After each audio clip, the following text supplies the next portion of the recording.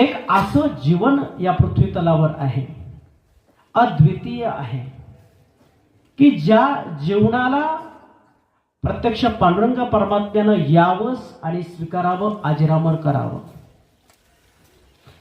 आणि अशा स्वामी तुकयाचं नमन निळोबाराय करतात. आणि आज या ठिकाणी चिंतनासाठी निळोबारायांनी केलेलं नमन का घ्यावं? तुकोबाराय ज्यांना समजलंय, तुकोबारायांनी ज्यांच्या मस्तकावर येऊन प्रत्यक्ष हात ठेवला, त्या सद्गुरूंनी कृपा केली आणि मग झाला निळा पावड. असं तुकोबारायांच्या कृपाशीर्वादानं उमललेलं जे काही फूल आहे ते फूल डोलू लागतं, बोलू लागतं. आणि त्या फुलाचा परिमळ, फुलाचं स्वरूप, फुलाचा भाव म्हणजे निळोबाराय. जेव्हा तुकोबाराय समजून घ्यायचे, इतर संत समजून घेत असताना परंपरा आहे.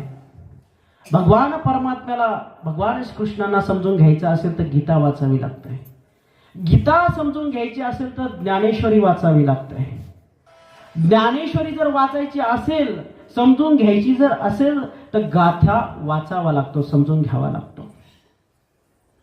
पण तुकोबारायांची गाथा जर समजून घ्यायची असेल तर समजून नक्की घ्यावं कुणाला? ते समजून घ्यावं लागतं ते एका विशेष भावानं. आणि तो विशेष भाव जो आहे तो भाव म्हणजे निळोबाराय. मग तुम्ही म्हणाल तो भाव नक्की कोणता?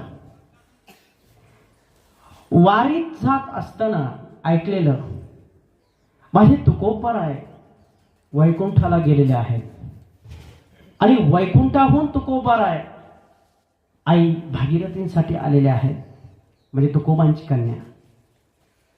त्यानंतर जगणारे महाराज त्यांच्यासाठी तुकोबाराय आलेले आहेत. या दोघांसाठी तुकोबाराय आलेले आहेत. ते माझ्यासाठी का येणार नाही? ते माझ्यासाठी आले पाहिजेत. तुकोबारायांना गुरु मानलं निळोबारायांनी आणि मग धावा केला, वाऱ्या केलेल्या आहेत, तुकोबांप्रती शरण गेलेल्या आहेत, भक्ती केली, चिंतन केलं.